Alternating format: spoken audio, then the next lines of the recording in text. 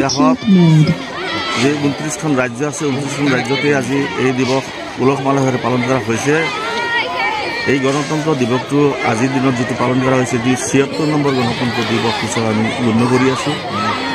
কোনো দেশ কোনো ৰাজ্যত হয়তো ইয়াক 75 নম্বৰ বুলি উল্লেখ কৰিছে, যদিও আমি 76 নম্বৰ বুলি আজি কৈ আছোঁ।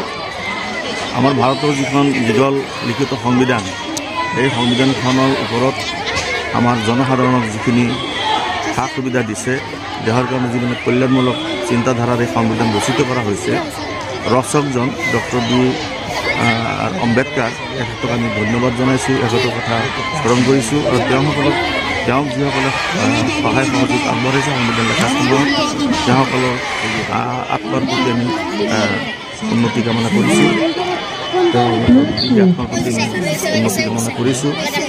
আৰু আমি আমাৰ দেশৰ যিসকল সাধাৰণ নাগৰিক আছোঁ, সাধাৰণ নাগৰিকসকলে তেওঁসকলৰ যি আত্মবলিদানৰ বিনিময়তে ক'ব লাগিব, যি সংবিধান আমি পাইছোঁ, এই সংবিধানখনে আজি আমাৰ দেশক সুস্থতা আনিবলৈ সক্ষম হৈছে।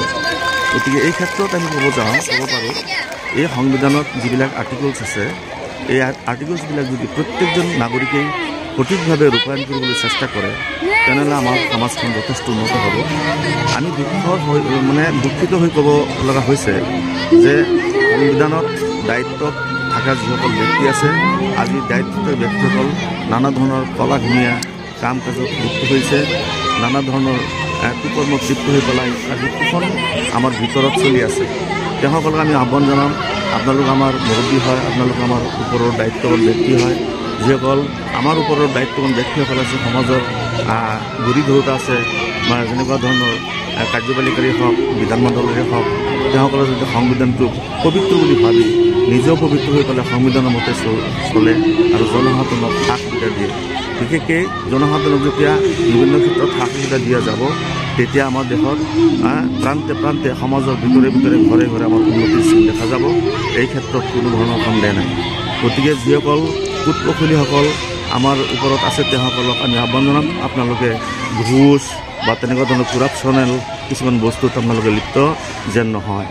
এইবিলাক হ'লে আমাৰ দেশত যিটো গৰিবতা আৰু এই গৰিবতা নাযায়, যিটো শিক্ষাৰ হাৰ, এই শিক্ষাৰ হাৰ আৰু বিশেষকৈ আমাৰ শিক্ষাৰ যিটো মান, এই মানটো নাথাকে, আমাৰ সমাজ লাহে লাহে পিছুৱাই যাব। আমি মানৱীয়তাৰ ফালে অলপমান বৈধমূলকৰ ফালে আগবাঢ়ি যাই আছোঁ, এনেহেন ভাবি মানুহ। গতিকে এইখিনি সংবিধানখন যদি আজি আমি সুন্দৰভাৱে পালন কৰিব পাৰোঁ, তেনেহ'লে আমি নিজক নিজে প্ৰত্যেকে ধৈৰ্য বুলি মানিব লাগিব। Thank U.